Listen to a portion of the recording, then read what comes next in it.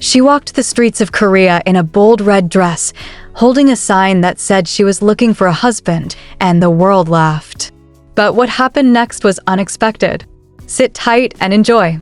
Angela sat on her tiny bed in Seoul, staring at the ceiling. Her phone was full of old text messages, all from boys who once promised forever but disappeared after 3 dates. One ghosted her after she made him jollof rice. Another said she was too loud for Korean culture. The last one didn't even show up. She'd had enough. She looked at herself in the mirror, full lips, chocolate skin, big hair neatly styled. Beautiful. She smiled, but her eyes were tired. "These dating apps are full of liars," she whispered. "I need to do something different." Her best friend from back home had once joked, "Girl, if men don't come to you, go outside and hunt them down." That night, Angela couldn't sleep. She kept thinking about it. Then she sat up and shouted, "I will go. I will find a husband with my own 2 legs." Her neighbor banged the wall. "Keep it down." The next morning, Angela laughed. She opened her closet and pulled out her bright red dress, the one she saved for special days. Today is about to be special. She stood in front of her mirror, putting on makeup like she was going to the Oscars. Lashes long, lips red, earrings shiny. She looked like a queen. Then she took a piece of cardboard and wrote in bold black letters, "Looking for a husband, no broke energy, please." She stepped outside, heart pounding. People stared. An old lady almost dropped her banana. Teenagers started recording on their phones. Angela didn't care. She walked down Gangnam Street like it was a runway. Her heels clicked, her dress flowed, her smile was unbothered. "Crazy foreigner," someone whispered in Korean. Another laughed. "Is this a prank?" Angela kept walking. Each step was a yes to herself. A yes to being brave. A yes to finding something real. She passed by fancy stores. She passed by people who laughed. But deep inside, she felt something was coming. She just didn't know it would come with a sleek black car. Inside the car, Minjun sat bored. He was dressed in a sharp black suit, hair styled like he walked out of a K-drama. His driver took a turn, heading toward the party his mom begged him to attend. He didn't care about parties anymore. Everyone there wore fake smiles and talked about money. Same thing every week. Then his eyes caught something. Stop the car. The driver stepped on the brake. Minjun leaned forward. "Is that a sign?" He squinted. A black girl in a red dress, holding a sign, smiling like the world couldn't touch her. He blinked. "Am I dreaming?" Minjun got out of the car. Angela saw him walking toward her. Tall, sharp jaw, dressed like money. She almost dropped the sign. "Hello," he said, his Korean accent soft but clear. "Are applications still open?" Angela blinked. "For what?" He pointed to the sign. "Husband position." She stared. "You serious?" He smiled. "Let's do something crazy. Go on a fake date with me. Right now. I want to shock some people." Angela laughed. Loud. She didn't even mean to. "You rich people are mad." He grinned. "Exactly. You'll fit in perfectly." She looked into his eyes.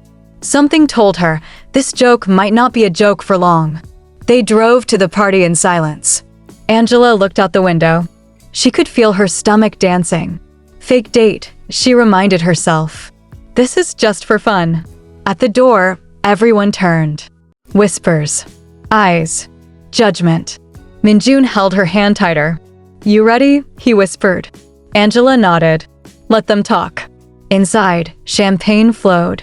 Girls in designer dresses stared at her like she was a cockroach on their cake. Men raised eyebrows. One woman whispered loudly, "He brought that?" Angela held her head higher. Minjun turned and said loud enough, "Yes. I brought this beautiful woman. And she brought confidence you all can't buy."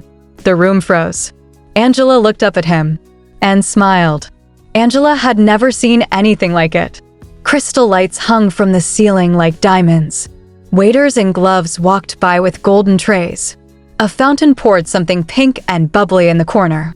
She tried to act normal, but her feet hurt in those heels, and the room smelled like expensive perfume and judgment. Minjun leaned close and said, "You're doing amazing."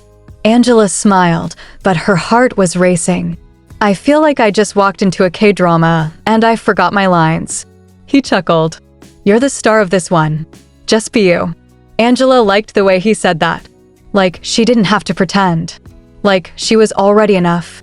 As the night went on, Minjun never left her side. He introduced her to people who faked polite smiles. This is Angela, he said proudly. My date. Some of his old friends laughed behind his back. One even tried to flirt with her in broken English. Angela raised a brow and replied, "Sweetheart, your cologne is louder than your brain." Minjun nearly choked on his drink from laughing. She was bold, fearless, real. He watched her laugh, sip her drink, and dance like she didn't care who was watching. For the first time in years, he wasn't bored. He was amazed. But not everyone was smiling. From across the room, a woman in a silver dress stared with cold eyes. Her red lips were pressed tight. Her long fingers gripped her glass. This was Minjun's mother, Madame Seo, a powerful woman. The kind that could shut down a company with one phone call. The kind that expected her son to marry a girl from a respectable Korean family. She leaned over to her assistant and whispered, "Find out who she is." Now, Angela had no idea she'd just stepped into a lion's cage. The party ended, but the drama was just beginning. Minjun and Angela walked out into the cool night air. She kicked off her heels and sighed. "You rich people party too seriously." He laughed. "And you just lit up the whole room." Angela sat on the steps. "That was wild. I feel like Cinderella, but with blisters." Minjun sat beside her. "Then let me be your glass slipper." She looked at him and laughed. Boy, that line is corny, but it made her cheeks warm. He looked at her, eyes softer now. "Let me take you out again." "Not for show. Just for us." Angela paused. "Okay, but next time, we're eating jollof." Back at her tiny apartment, Angela dropped her heels and fell into bed. Her phone was full of messages, videos of her walking the street with the sign, pictures from the party, and even a post that had gone viral. "Black girl hunts for husband in Korea and lands a billionaire?" Comments were wild. Some people called her crazy. Others called her brave. Some wanted to know what makeup she used. Some asked if the story was fake. Angela tossed the phone aside. Let them talk. She was living a story most people only dreamed of. Meanwhile, Minjun sat in his car thinking. He remembered the way she smiled, the way she spoke her mind, the way she didn't shrink herself in that cold room full of fake perfection. He looked out the window and whispered, "She's different." He didn't know what was happening yet, but he knew one thing. He wanted more. The next day, Angela got a call. "Hello," she answered, groggy. "Angela," a serious voice said. "I'm Madame Seo, Minjun's mother. We need to talk. Now." Angela sat up. Her heart dropped. She hadn't even brushed her teeth yet. Angela arrived at the cafe early. She wore her neatest outfit, jeans, a white blouse, and her favorite curly wig. She even put on a little gloss. Then she waited, and waited, until the air shifted. Madame Seo walked in, cold and graceful. She wore all black. She didn't smile. Angela stood to greet her. Madame Seo didn't shake her hand. She sat down and said, "Let me be clear. I don't like games, especially ones that make my family look like fools." Angela blinked. "Ma'am, Silence," Madame Seo said. "You're here for money. I get it. But it ends now." Angela's heart beat faster. "I didn't ask your son for anything." Madame Seo sipped her tea. "You didn't have to. You showed up in the street, begging for a husband." "Who does that?" Angela sat up straighter. "A woman who's tired of fake love." Madame Seo narrowed her eyes. Angela didn't blink. That night, Minjun called her. "You met her," he said, already knowing. Angela sighed. "Your mom thinks I'm after your wallet." "And what do you want?" he asked gently. Angela paused. "I want someone who sees me, loves me, for real." He was quiet. "I see you," he said. And she knew he meant it. Angela stayed awake all night. Her mind ran in circles. Did she really want this? Could she handle his mother, the public attention, the whispers? She looked at herself in the mirror. No makeup, bonnet on, face bare. Still beautiful. Still her.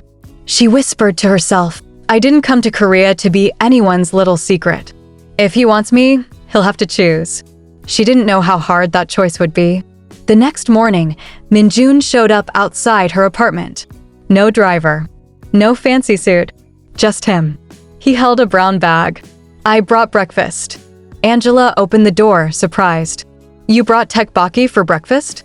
He smiled. And plantains too. Don't ask how I found them. They sat on the floor eating, laughing between bites. Angela looked at him and said, Why are you here, really? He grew quiet. Because I've spent my life around people who pretend. You? You're the first person who doesn't. That matters to me. Angela nodded, chewing slowly. Your mom hates me. I don't care, he said. But they both knew he did. The news started to spread. A popular gossip blog posted a video. Foreign girl steals Korea's most eligible bachelor? Comments exploded. She's just using him. He can't be serious. She's bold. I like her. Black girl magic in Gangnam? I'm here for it. Angela tried not to care. But when strangers followed her down the street, whispering and pointing, it hurt. She called her mom back in home. Her voice cracked. Mama, am I crazy? Her mom laughed. Baby girl, sometimes it takes crazy to shake the world. Do it scared. Angela smiled, even through tears. Minjun's father called a secret meeting. He was quieter than Madame Seo, but more dangerous. He looked at Minjun and said, This, street girl. She is not one of us. Minjun clenched his jaw. She's real. That's more than I can say for half the women at your parties. His father's voice was sharp. We built an empire. You will not ruin it over feelings. Then he made the threat. If you stay with her, I'll cut you off. No money. No shares. Nothing. Minjun stood up. Then I'll build something new. With her. And he walked out. Angela was pacing when Minjun arrived. He looked tired. Like he'd just run a marathon through a battlefield. She opened the door and said, You okay? He walked in slowly. They've cut me off. Angela froze. What do you mean? I'm not a millionaire anymore. In fact, I don't want to be anymore. I'm just me. Angela sat down, stunned. Are you really giving it all up? He nodded. She looked at him, heartful. You're insane. He grinned. You started it. They both laughed, and then she hugged him. Tight. Real. No money. No fancy titles. Just love.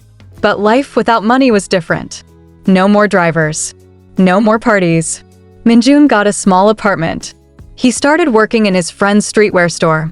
Angela visited every day, sometimes bringing food, sometimes just dancing in the shop to make him laugh. They were happy, but bills were real. And love didn't pay rent. Angela got a job at a fashion internship. Not paid, just experience.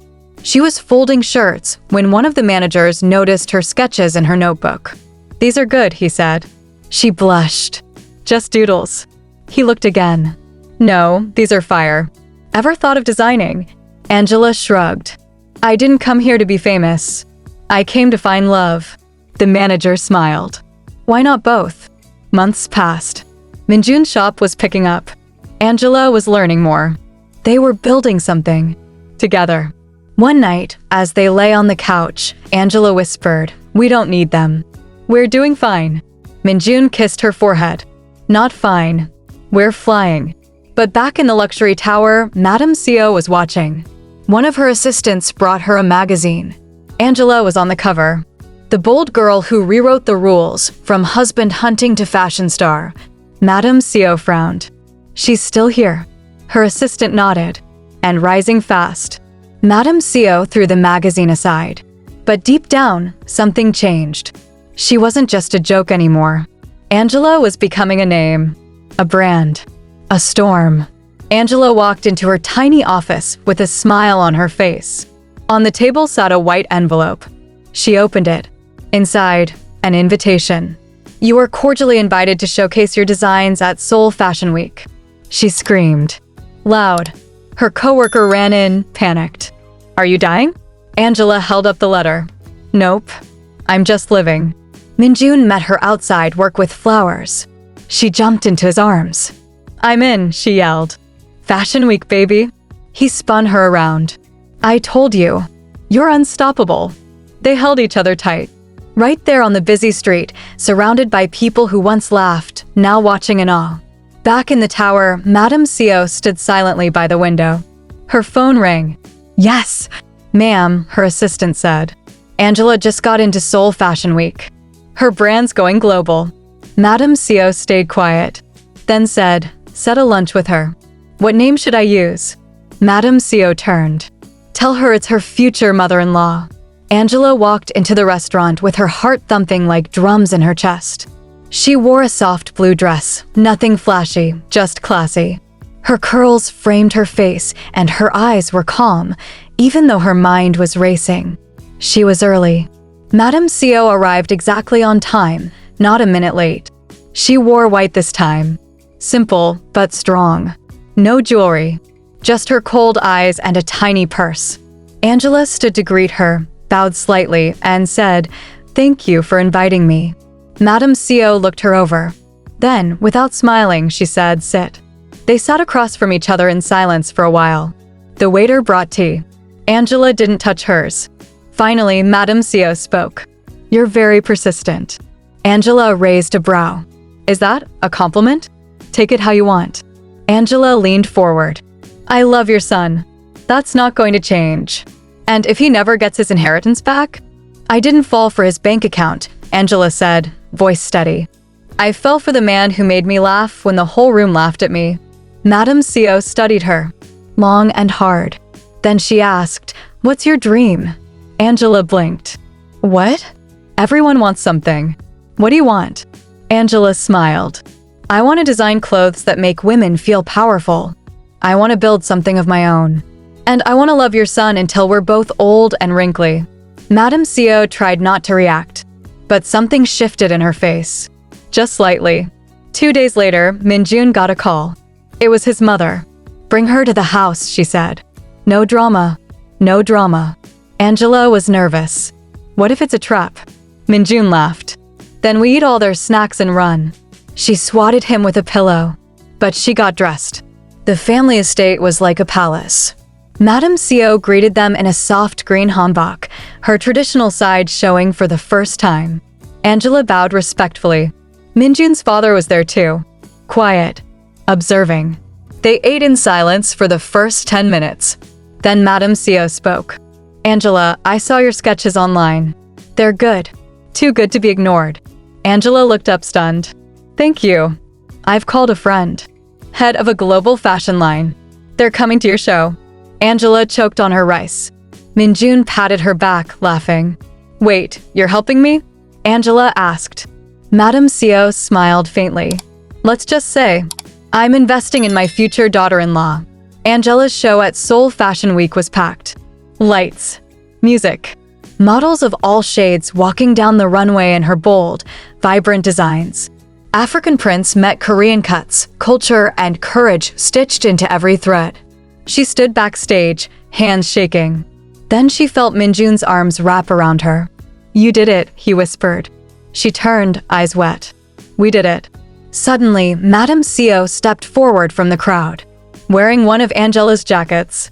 Styled to perfection. People noticed. Cameras clicked. The whole city saw it. The Queen of Cold had chosen her. Angela became a sensation. Black girl magic meets soul style. Angela, from street signs to fashion royalty. But it wasn't the fame that mattered to her. It was coming home to a tiny apartment and finding Minjun cooking ramen with a side of burnt plantain. It was his dumb jokes and quiet hugs. It was feeling safe. Feeling seen. One night, they sat on the rooftop, wrapped in a blanket. The city sparkled below them. Minjun looked at her and said, "You changed my life." Angela leaned her head on his shoulder. "You gave me space to be myself." "I love you," he whispered. "I love you more," she replied. "No, I love you more." Angela laughed. "Don't start." He reached into his pocket, pulled out a small velvet box, opened it. Inside, a silver ring, shaped like a crown. Angela's eyes widened. "Minjun."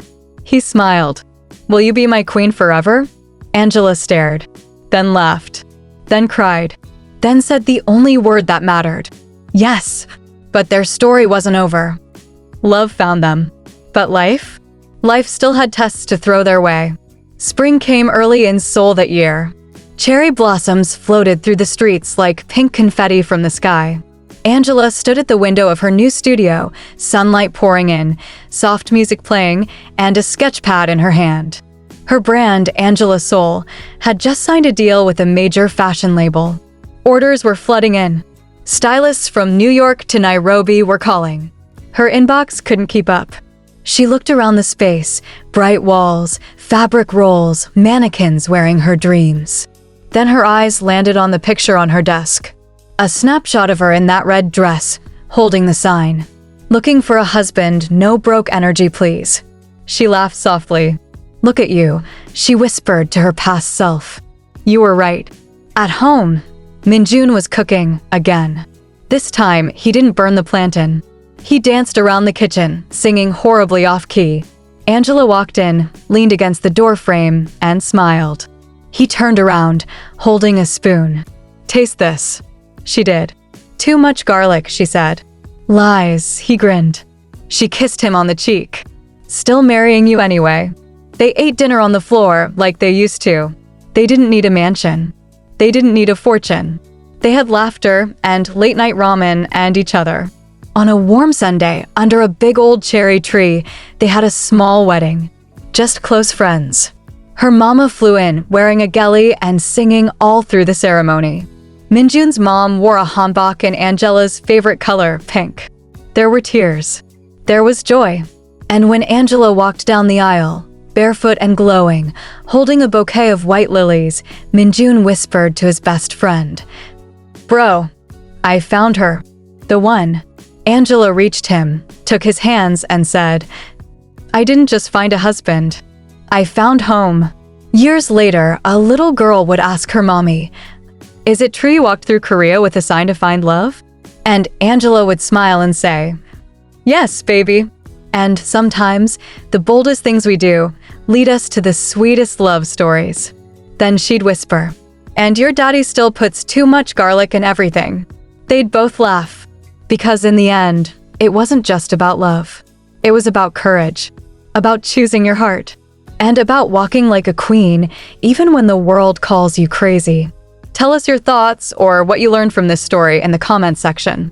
That was another tale from Folktales by Blizzy, where stories leave forever. If it made you smile, feel, or think, please like, share, and subscribe.